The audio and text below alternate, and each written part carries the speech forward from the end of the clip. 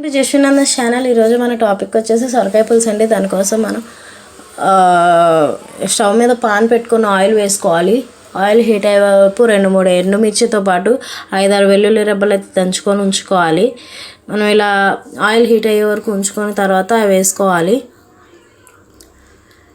ఇవి కూడా వేసిన తర్వాత దీంతోపాటు 2-3 కరివేపాకు రెబ్బలు, తాలింపు గింజలు, మనకి ఇష్టం ఉంటే ఇంగువ కూడా వేసుకోవచ్చండి. ఇలా అన్నీ వేసుకోవాలి. చక్కగా గోల్డెన్ బ్రౌన్ వచ్చే వరకు మాడనీయకుండా నీట్గా అయితే మనం ఫ్రై చేసుకోవాలి. గోల్డెన్ బ్రౌన్ వస్తే సరిపోతుంది, మాడకూడదు. మాడితే చేదు అనేది వస్తుంది. ఓకే, మీరు నా ఛానల్ ఫస్ట్ టైం చూస్తే లైక్ చేయండి, షేర్ చేయండి, సబ్స్క్రైబ్ చేయడం మటుకు అసలు మర్చిపోకండి. ఓకే, గోల్డెన్ బ్రౌన్ వచ్చేసినాయి కాబట్టి ఆల్మోస్ట్ మనం ఉల్లిపాయలు, పచ్చిమిరపకాయ ముక్కలు అయితే వేసేసుకుందాము. ఉల్లిపాయ గ్రేవీ కోసం కాబట్టి బాగా ఓవర్ ఫ్రై అవ్వకుండా మాడకుండా చూసుకోవాలి. చక్కగా సాఫ్ట్గా వస్తే అయితే సరిపోతుంది. చూస్తున్నారు కదా, 2-3 నిమిషాల పాటు మూత పెట్టుకొని మగ్గనిస్తే సరిపోతుంది, ఎక్కువ అయితే అవసరం లేదు. ఇలా చక్కగా గోల్డెన్ బ్రౌన్ వచ్చే వరకు చక్కగా మగ్గనిస్తే సాఫ్ట్గా అయింది కదా ప్రతి ముక్క. ఇలా అయితే సరిపోతుంది. ఇప్పుడు చక్కగా మనం బాగా కలిపేసుకొని ఇందులోనే మనం కట్ చేసి పెట్టుకున్న టమాటా ముక్కలుతో పాటు సొరకాయ ముక్కలు కూడా ఉన్నాయి కదండి, అన్నీ కలిపేసి అయితే వేసేసుకోవాలి. ఇలా మనం టమాటా ముక్కలు, సొరకాయ ముక్కలు అయితే వేసుకుంటే అందులో ఉన్న వాటర్ అయితే బయటకు వస్తుంది. దానికోసం మనమైతే మూత పెట్టుకొని మగ్గనివ్వాలి. మొత్తం బాగా కలిపేసుకొని మూత పెట్టేసుకుందాం. ఇప్పుడు 2-3 మినిట్స్ అయితే ఉంచుకోవాలి. లో ఫ్లేమ్లో ఉంచుకోవాలంటే హై ఫ్లేమ్లో మాడితే అయితే బాగోదు టేస్ట్ అనేది. ఓకే, ఇలా చక్కగా ఇచ్చేసేసుకుంటున్నాం కదా. ఇప్పుడు మూత పెట్టుకొని 2-3 నిమిషాలు వెళ్తే వాటర్ అయితే వస్తుంది. చూస్తున్నాం కదా, వాటర్ వస్తుంది. ఈ వాటర్ వస్తుంది కాబట్టి ఇలా కొంచెం దగ్గర పడుతున్నప్పుడు మనం పసుపు, ఉప్పు కూడా వేసుకుంటే ఇంకొంచెం వాటర్ అయితే వస్తుంది. ఈ కర్రీలో ముక్కలో ఉన్న వాటర్ బట్టి మనకి కర్రీ అనే టేస్ట్ వస్తుందండి. మనం హై ఫ్లేమ్లో పెట్టేసి వాటర్ మనం పోసినా అంత టేస్ట్ అనేది ఉండదు. అందుకని మనం బాగా కలిపేసుకొని మూత పెట్టుకొని వాటర్ రానిద్దాము. వాటర్ అంతా చక్కగా దగ్గరికి ఎగురుతూ ఉంటుంది అనమాట. ఇలా దగ్గరగా అవుతున్నప్పుడు మనం చక్కగా కారమును, ధనియాల పొడి కూడా వేసేసుకుందాము. మనకి ఇష్టం ఉంటే అల్లం వెల్లుల్లి పేస్ట్ కూడా వేసుకోవచ్చండి. నేనైతే స్కిప్ చేసేసాను.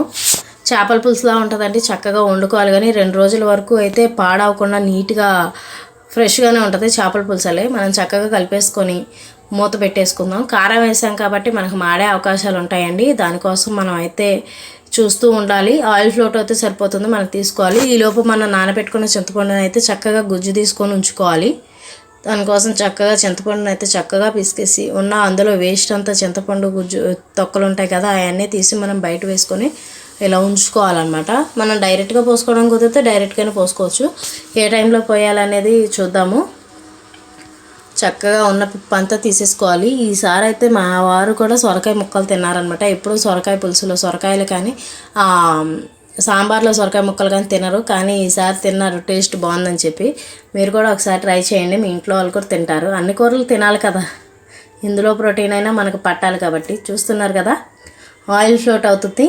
ఇలా వచ్చినప్పుడు మన చింతపండు గుజ్జు అనేది ఇందులో పోసేసుకుందాం. ఒకసారి తిప్పుకొని పోసుకుందాం, డైరెక్ట్గా అలా కాకుండా. పోసుకున్న తర్వాత కూడా మనం తిప్పుకోవాల్సి ఉండొద్దండి, చక్కగా మొత్తం పట్టే వరకు. ఇలా లో ఫ్లేమ్లో పెట్టుకోవాలి. మూత పెట్టేసుకొని ఒకసారి కలిపేసుకొని చింతపండు గుజ్జంతా పోసేసుకున్న తర్వాత దగ్గర పెట్టేసుకోవాలి.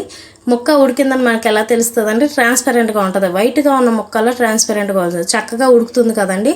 ఇలా ఉడికే టైంలో మనం ఫిష్ కర్రీ మసాలా కూడా వేసుకుంటే ఇంకా చాలా బాగుంటుంది. ఫిష్ కర్రీ లాగే ఉంటుందండి అచ్చంగా.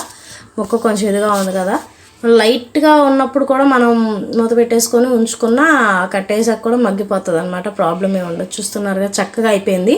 మీరు కూడా ఒకసారి ట్రై చేసి ఎలా ఉందో చెప్పండి. కామెంట్ చేయడం మటుకు మర్చిపోకండి. చాలా అంటే చాలా టేస్టీగా ఉంటుంది.